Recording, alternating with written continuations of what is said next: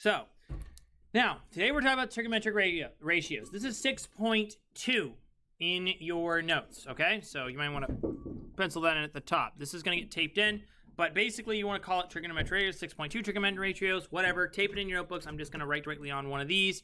Make sure you are able to access behind it because I'm going to do some examples afterwards, also besides the ones that are at the bottom that resemble what you're going to see tonight in your homework. So this will be at home. Yeah.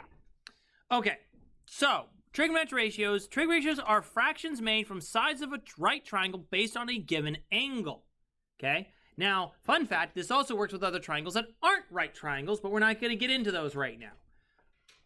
The three sides of a right triangle, the hypotenuse, opposite, and adjacent, okay? The hypotenuse is the longest side opposite to 90 degrees. Opposite is the side across from the given angle, and adjacent is the side next to the given angle, okay? These two are extremely important, okay? So what does this all mean? The opposite and the adjacent angles, the opposite and the adjacent sides switch if you change the angle you're looking at, okay? So depending upon if you're looking at a triangle, for example, let's say I'm looking at a triangle with a 30-degree angle, the adjacent angle is the angle that would basically be below it, the hypotenuse would be above it, okay? The three basic trigonometric ratios are sine, opposite over hypotenuse, cosine, adjacent over hypotenuse, and tangent, opposite over adjacent, okay? Or SOHCAHTOA. I honestly hate this. I don't like these SOHCAHTOA things. I prefer a different phrase. I prefer some old hippie caught another hippie tripping on acid. Go ahead and laugh. Yes, it's very funny. But you will never forget it now. Inside of SOHCAHTOA, which quite frankly sounds like just a bunch of made-up words shoved together. It just makes no sense. Okay? Yeah, it just doesn't work. But that is a linguistic breakdown of it, and you will now never ever forget the phrase. You're welcome. Okay, so again, I'm not going to write it out here. If you want to write it down below there, you can, but again, it's some old hippie caught another hippie tripping on acid. Okay, great. Yay, Woodstock. Okay, now with all of that now been thrown at you like a sack of bricks, let's actually break this down and show what's going on. Because realistically, I could actually write out a nice pretty diagram with the variables on and everything, but the reality is that's not going to help you. Let's use some actual examples here. The first step is to identify the angle you are given. Label the three sides accordingly. Identify the trig ratio you are writing. Remember, SOH, COA, and TOA. Write the fraction representing the trig ratio. Okay? Now, we write a trig ratio from angle A and angle B, okay? So that's what we're looking at. So let's just look at the A's first. So angle A is right here, okay? That's what we're identifying as. Now, what that basically means is that we don't know what the angle is. We don't really care. We don't know what the measure is. Don't need it. All we need to know are two sides. And by using that information, we can actually eventually calculate the actual angle. I'll show you how to do that later on. But right now, I'm just concerned with identifying the ratios, okay? So for example, we have A, let's see, or some old hippie, opposite over hypotenuse. The angle opposite to A is what? Sorry, the side opposite to A is what? 12. So that means that my first one for the sine of A would be opposite over hypotenuse. So the answer would be 12 over 13. That make sense? Okay, we're gonna do plenty of these, so don't worry. Okay, again, we took the opposite side and put over the hypotenuse. The hypotenuse will always be on the bottom, no matter what, unless you're talking about tangent. We'll get to that one in a minute. But hypotenuse will always be on the bottom of the ratio every single time for sine and co. Never, ever, ever will be in the numerator, ever. Okay, let's look at cosine.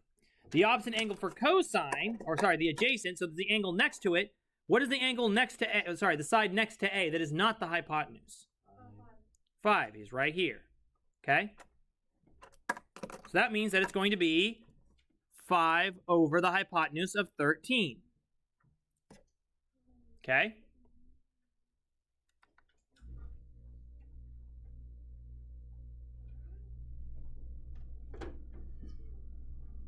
All right. The tangent is a little bit of a different story. This is opposite over adjacent, which means we don't have hypotenuse involved. We are just looking at the opposite side over the adjacent side. So it's going to be 12 over 5. Okay? Now, you can obviously see that if you had numbers that were not a Pythagorean triple, which this is what this is over here, okay, it can get a little wonky. Because you were dealing with radicals, decimals, oh boy, you're going to see some crazy ratios, okay? It's perfectly fine. The beautiful thing about this is that as long as those two sides correspond to the sine of that angle, it will always work. You just have to make sure that you're matching the correct sides up. The biggest mistake that I see usually is people mix up cosine and sine a ton. They'll get them backwards constantly. That's why, remember, some old hippie caught another hippie. That's how you'll be able to tell the difference from now on, okay? Now, let's switch the angles and talk about angles, angle B, okay? The angle B is right here. I'm going to label him in pink. The opposite angle, okay, so we're doing sine first.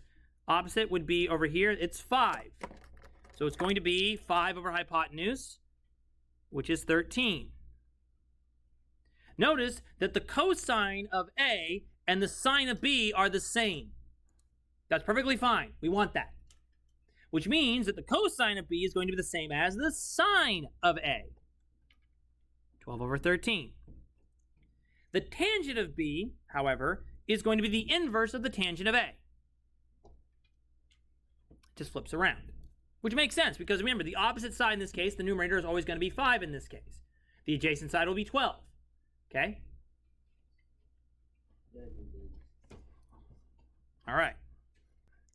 So now let's take what we know and apply it instead of an A and B situation, apply it to X and Y. Okay? And we have also Z involved, but we don't really care about 9 degrees. 9 degrees, however, it gets a little weird. We'll talk about him later on. But for right now, we're just going to look at the two angles over here. Okay?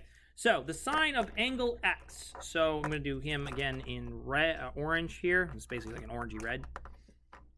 Okay? The opposite angle is 4, right? So that means that we're going to have 4 over, yep, the hypotenuse of 5. Very good. Okay? Cosine of X would be the adjacent side. What's next to X? 3, right here. Very good. So we're going to have 3 over 5. This pen's dying. Come on, stay with me. Just 1, 2, 3, 4 more options, 4 more answers, and we can retire this one. All right. Tangent of X in the hand is the opposite over the adjacent. The opposite side being 4 over the adjacent of 3. Okay? Now, the sine of Y, okay, so we come back over to Y. The opposite angle of Y is 3. So, it would be 3 over 5. Cosine, adjacent is 4, so it would be 4 over 5. And the tangent would be 3 over 4. Very good.